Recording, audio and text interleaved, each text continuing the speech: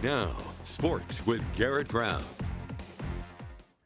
Welcome back. Central High School baseball entered play today in search of the first notch in their victory column this season as they were staring down a doubleheader. So 2 chances to pick up that first victory. Before we get to the Warriors facing off with a Grand Valley rival in Game 2, they would have to handle their business taking on the Timnath Cubs. We're going to join this one in the bottom of the third. Warriors find themselves actually in a rough situation early on, trailing with the Warriors defense hurting them. 3 errors already in this one. But the Warriors get something going in the bottom though. First, Gavin Matelli gets things started, drawing a walk here. Then they get runners at the corners when he advances to third on a wild ball 4 here. Nick Kalunga draws the walk for Central there. Now they just need a big hit to bring one of those runners in, and they get just that in this next clip. The Warrior lefty, Octavio Gallegos, goes the other way, getting it just over the head of the shortstop. Runner comes in to score. Warriors keep the lineup turning, and they cut into that lead. Now a 4-2 ball game.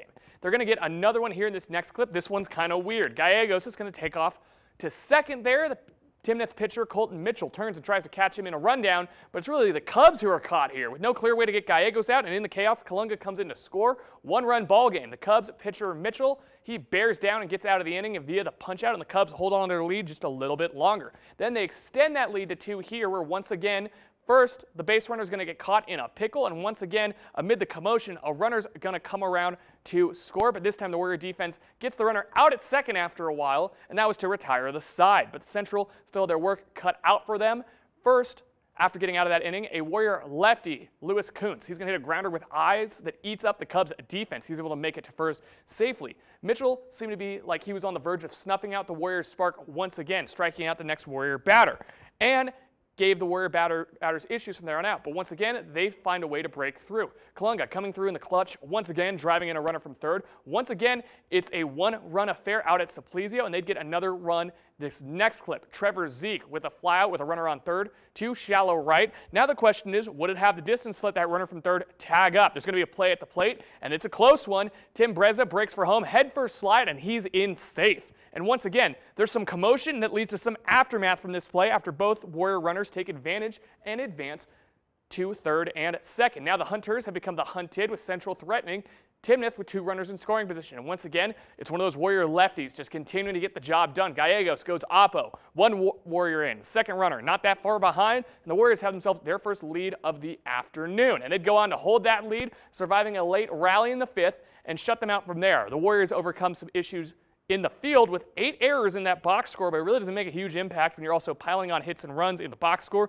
Central hangs 12 on the board, and with just as many hits, Warriors pick up their first win of the season. But the busy day for them didn't stop there. Let's play 2.